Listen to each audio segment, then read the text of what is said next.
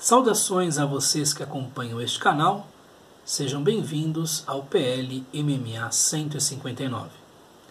Dando prosseguimento à nossa série, já chegando perto do fim, muito perto do fim, aliás, falaremos de mais 3 entradas ou 3 capítulos do livro 12 das Meditações de Marco Aurélio, isto é, capítulos 29, 30 e 31 desse livro.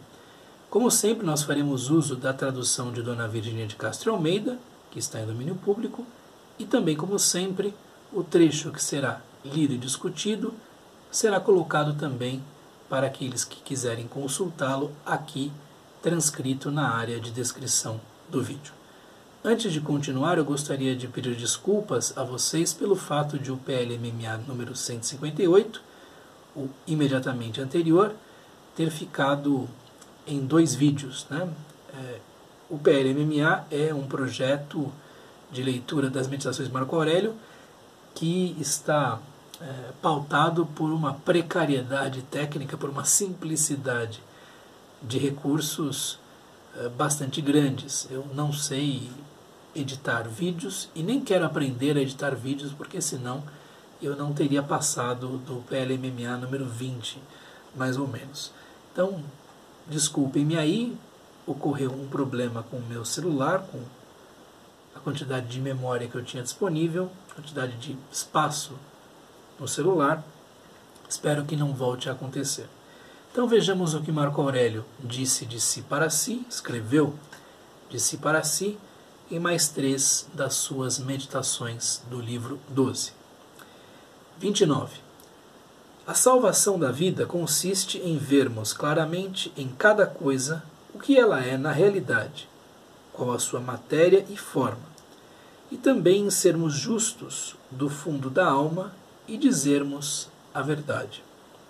Que nos resta, se não gozar da vida, prendendo as boas ações umas às outras, sem deixar entre elas o mínimo intervalo? Aqui aparece um termo que não é muito usual entre os estoicos, que é soteria, isto é, salvação, né? Soteria, bio, efetivamente e literalmente, a salvação da vida. E o que eu creio que quer dizer este termo é, enfim, o bem que se pode encontrar na vida tal qual ela se apresenta. Então a salvação da vida consiste em vermos claramente em cada coisa o que ela é na realidade. Nós já vimos que isto faz parte da chamada disciplina da percepção ou disciplina do assentimento.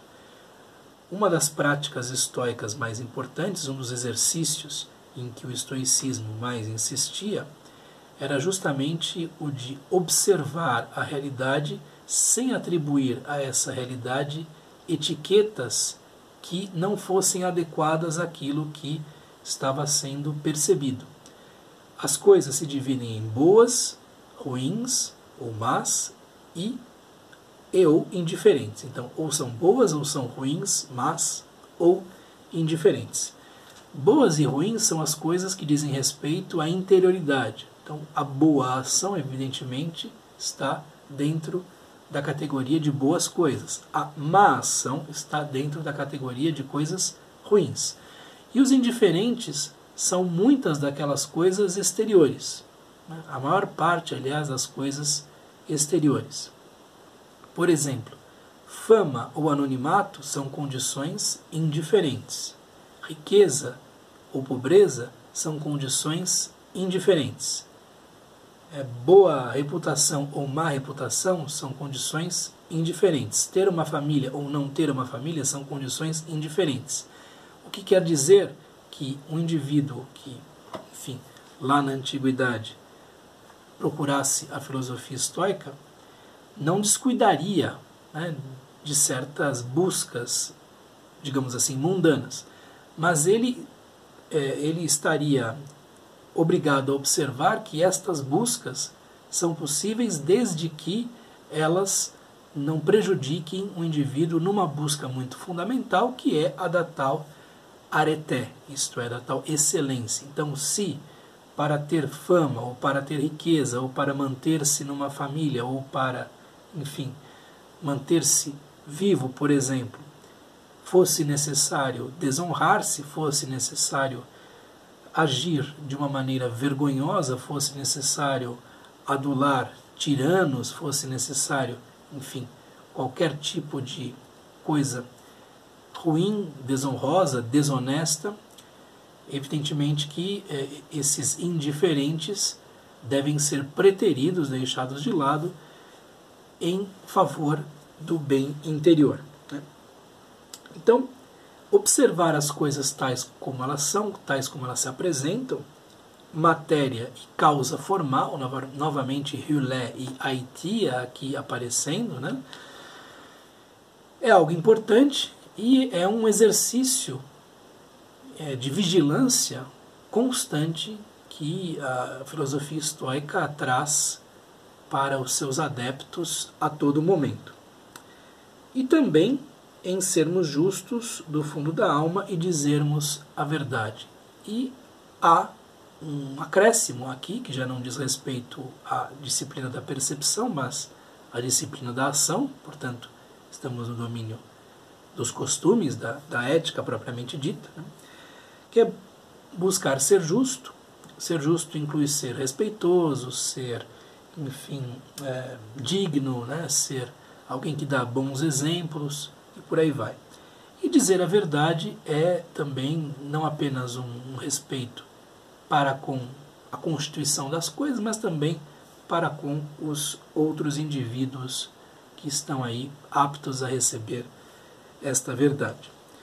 Então, o que pode salvar o ser humano? O que pode tornar a sua vida a melhor possível? Justamente observar a realidade sem filtros, né? Aceitá-la como ela é, praticar a justiça em todas as suas relações sociais e dizer a verdade. Com isto, o indivíduo se salva, por assim dizer. Que nos resta, se não gozar da vida, que nos resta, se não aproveitar a vida de que maneira, né? Prendendo as boas ações umas às outras, costurando as boas ações umas às outras, como se fosse um patchwork de boas ações, sem deixar entre elas o mínimo intervalo. Então, ir intercalando boa ação com boa ação, de modo que isso produza no indivíduo um bem-estar, que isso produza no indivíduo uma satisfação com aquilo que ele está vivendo. É uma proposta interessante colocada aqui por Marco Aurélio.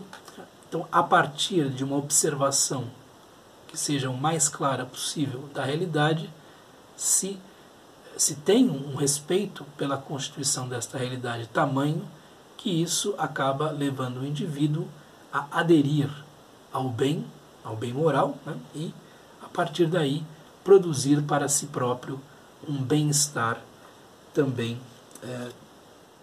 na sua vida interior, né? Nos seus sentimentos. Né? 30. Há só uma luz do sol, ainda que se divida sobre os muros, as montanhas e 1000 outros objetos. Há só uma substância comum, ainda que se divida em milhares de corpos separados. Há só um sopro vital, ainda que se divida em milhares de naturezas e determinações particulares. Há só uma alma racional, ainda que pareça dividir-se. As partes em que se dividem estas coisas que mencionei são insensíveis e estranhas entre si. Por exemplo, os sopros vitais, as matérias, ainda que se mantenham ligadas pela unidade do universo e pela direção comum que lhes imprime a gravidade. Mas o pensamento tem como caráter próprio o tender para o que é de natureza idêntica, juntando-se-lhe, e nada pode obstar a esta tendência para a união. Aqui nós temos observações que dizem respeito ao estudo da natureza, ao estudo da physis, né, chamada física, da época e que certamente não podem ser aplicadas ipsis literis, né, aplicadas tais e quais nos dias de hoje. Hoje, evidentemente, nós temos uma compreensão muito maior do que seja a luz, de como ela funciona, né, por meio das suas partículas, os fótons, né, que se comportam ora como partículas, ora como ondas, se não me engano, né? E evidentemente não é possível uma leitura literal, mas do que se está falando, né? Se nós nos ativermos ao espírito e não à letra, né? Do que é que se está falando? Então, há só uma luz do sol, ainda que se divida sobre os muros, as montanhas e 1000 outros objetos. Isto é, quem observa o sol iluminar a Terra percebe que este sol lança os seus raios, né? Lança a sua luz, e esta luz pode ser obstaculizada, pode ser obstada, né? Interrompida por barreiras. E estas barreiras como que dividem a luz do sol. Então a luz do sol, que se apresenta como una à primeira vista, pode se subdividir por conta dessas barreiras que são colocadas, ou que aparecem, melhor dizendo, sobre o relevo da Terra. Mas é uma luz una. Esta luz una que penetra na janela e ilumina com um facho o chão do quarto é a mesma luz que ilumina o topo do telhado e que ilumina o sopé da montanha, que ilumina a fachada da igreja e que ilumina, enfim, o interior do calabouço e por aí vai, né? É a mesma luz, fundamentalmente, ainda que ela, por conta do modo como as coisas estão constituídas, pareça se subdividir. Então, aqui se parte de uma observação da luz, é muito importante a luz como metáfora da própria verdade, né? Em diversas tradições espirituais nós vemos que luz e verdade são coisas intrinsecamente ligadas, né? E a partir daí se vai desdobrar esta ideia para outros campos. Há só uma substância comum. Aqui evidentemente está se falando de ousia, né? Que é ousia koiné, quer dizer, uma substância comum, né? Ainda que se divida em milhares de corpos separados. Isto é uma observação que vale mesmo para hoje, né? Nós temos a tendência de pensar que somos indivíduos separados do que nos cerca, mas o fato é que nós estamos num contínuo de matéria, nós estamos num contínuo da substância, que é uma só, né? Que se subdivide em, enfim, moléculas, átomos e, enfim, partículas subatômicas e, enfim, partículas ainda menores do que elas, né? Mas fundamentalmente é como se fosse uma mesma torrente material, tudo isto, inclusive nós, né? Então nós achamos que terminamos aqui um lugar onde termina a pele, mas o fato é que tudo o que está aqui é um contínuo de matéria, né? E o ar é formado de, enfim, substâncias muito semelhantes àquelas que me formam, né? E aquelas que formam tudo aquilo que está aqui em volta. Então, há uma substância comum, ainda que se divida em milhares de corpos separados. Então, é uma característica desta substância tomar formas distintas, né? Mas formas que têm uma ligação entre si, mantém essa ligação, né? Há só um sopro vital. Aqui o termo é psiché, seria alma, né? Como um sopro vital, né? Há uma espécie de alma universal, né? Portanto, uma matéria mais sutil, ainda que se divida em milhares de naturezas e determinações particulares. Esta alma aí toma formas, juntamente com a matéria mais densa, que são os animais, né? Tem ânima, né? E são os animais racionais, os seres humanos. E há só uma alma racional, ainda que pareça dividir-se. Aqui, efetivamente, está se falando de noera psiché, portanto, uma alma que tem um nous, que tem uma inteligência, uma razão, né? Há só uma alma racional, ainda que pareça dividir-se. Também esse logos é uma coisa só. Então está se falando aqui da unidade. Está se falando aqui da unidade. Então, tudo é uma coisa só, fundamentalmente. A questão é que, como nós não temos o ponto de vista divino, ou o ponto de vista cósmico, nós não temos condições de enxergar tudo na unidade que se multiplica. Nós não temos esta condição. Nós podemos intuir isso, nós podemos ver isso como uma espécie de metáfora, mas a visão clara de tudo como uma coisa só não é algo que nos é dado ter. As partes em que se dividem estas coisas que mencionei são insensíveis e estranhas entre si. Por exemplo, os sopros vitais, as matérias, ainda que se mantenham ligadas pela unidade do universo e pela direção comum que lhes imprime a gravidade. Aqui está se falando de uma particularidade desta individualização, que há uma não comunicação, que há uma insensibilidade mútua entre essas partes, né? Então, eu e a caneta fazemos parte, né, eu e estas canetas aqui, fazemos parte do mesmo contínuo de matéria, mas há uma certa insensibilidade, por assim dizer, de um objeto para o outro, né? Há uma certa estranheza de um objeto para o outro. Ainda que se mantenham ligadas pela unidade do universo, então há uma multiplicidade na unidade, é disso que ele está falando, né? E pela direção comum que eles imprimem a gravidade. Já se observava ali a existência de uma força que puxa as coisas para o centro da Terra. Pensava-se que isso fosse, enfim, uma propriedade do universo inteiro, né? Hoje nós sabemos que a gravidade é muito importante, mas que há outras forças no universo. Mas o pensamento tem como caráter próprio o tender para o que é de natureza idêntica, juntando-se-lhe. É algo em que Marco Aurélio já insistiu algumas vezes, algo de que ele já falou. O que é de um certo tipo busca o seu semelhante. A água corre para onde existe mais água, o ar se dirige para onde existe mais ar, né? E também o pensamento, portanto, a carga de racionalidade vai para onde existe essa carga de racionalidade também. Então o pensamento tem, dentro desta economia universal, um moto próprio, isto é, um tipo de movimento peculiar, né?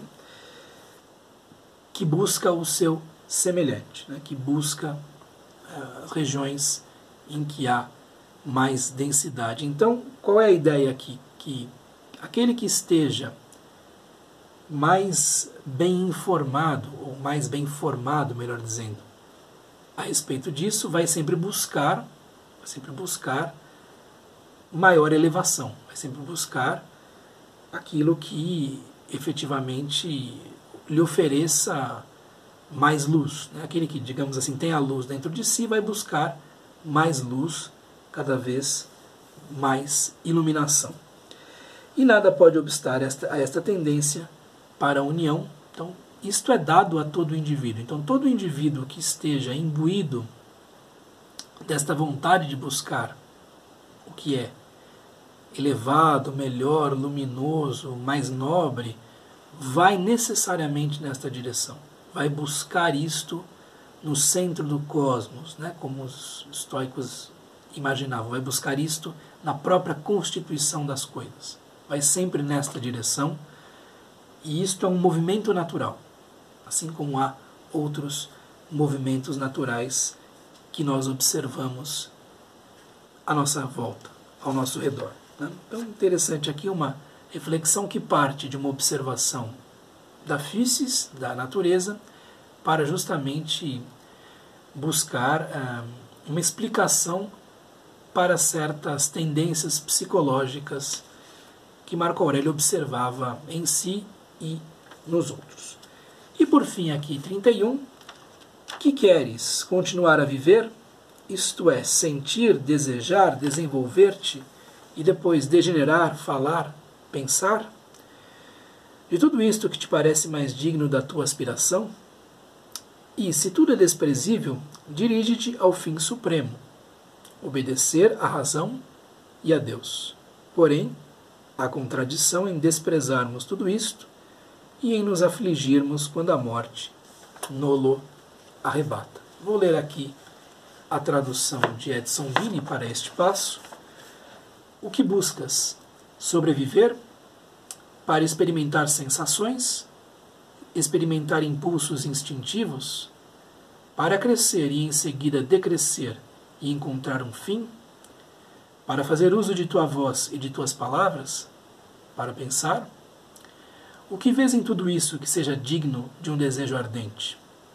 Entretanto, se realmente achas que cada uma dessas coisas só merece desprezo, aceita finalmente acatar a razão e o poder divino. É, porém, contraditório conferir apreço a essas coisas e, ao mesmo tempo, angustiar-se com a perspectiva de que pela morte seremos privados delas. Então, do que se está falando aqui, na entrada de número 31? Que queres? Continuar a viver, sobreviver, permanecer na vida, uma existência continuada? Marco Aurélio, neste ponto das meditações, nós supomos, já está diante da perspectiva da sua própria finitude. Já está se sentindo fraco, já está vendo o seu corpo fraquejar.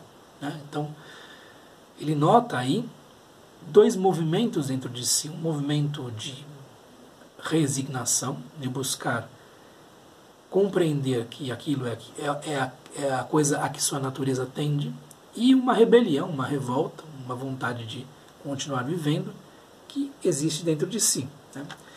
E o que é continuar a viver? É sentir, desejar, desenvolver-te e depois degenerar, e depois, enfim, decrescer, decair.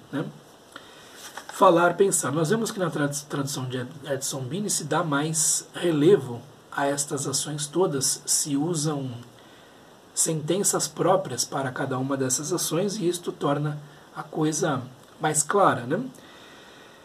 Então, você vive, você tem a sua história, tem a sua trajetória, mas há um momento de decréscimo, há um momento de declínio, há um momento em que as coisas começam a se mostrar de outra maneira.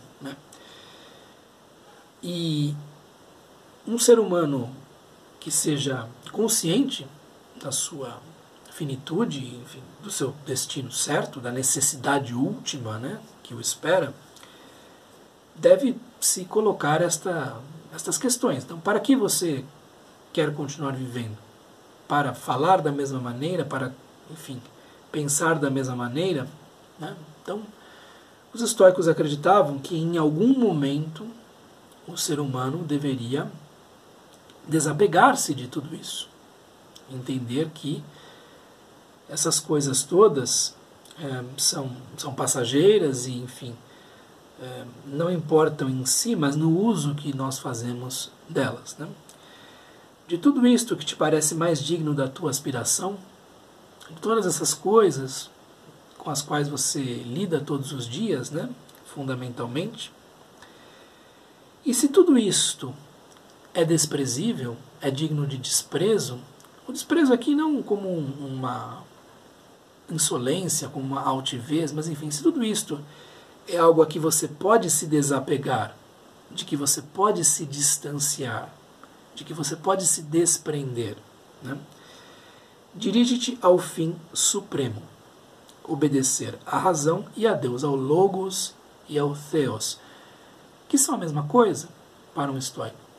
A razão e Deus e o cosmos e a natureza são nomes para a mesma coisa, nomes que recobrem, enfim, funções ou metamorfoses diversas da mesma coisa. Então, Deus e a razão determinaram que a vida fosse finita, pelo menos neste plano. E estas são as regras do jogo. E você pode viver bem com as regras do jogo ou viver mal com as regras do jogo.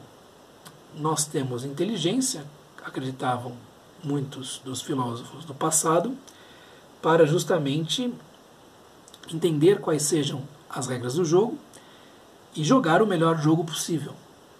E não jogar um jogo incoerente, enfim, e que produza para si e para os outros maus resultados, más inclinações, coisas desonrosas, vexaminosas.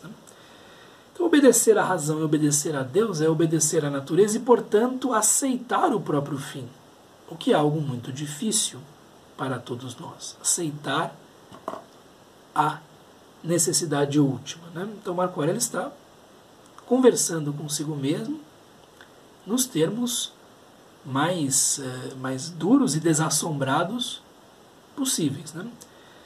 Porém, há uma contradição em desprezarmos tudo isto, porque havia algum desprendimento nele já, que vinha sendo cultivado ao longo de todos esses anos de prática estoica, e em nos afligirmos quando a morte nos arrebata isso. Nós temos aqui uma composição de pronomes, né? Nolo arrebata, que hoje em dia pouco se usa, né? Então ele nota a contradição que existe em ter assegurado pela razão o desprendimento de todas as coisas e ao mesmo tempo notar que existe em si uma aflição residual, existe em si uma rebeldia vestigial que justamente tem medo de não poder mais viver a vida tal qual ela se apresentava. Então Marco Aurélio aqui reconhece a dificuldade da aplicação, né, desta razão um tanto fria que os estoicos muitas vezes preconizavam para a sua própria vida.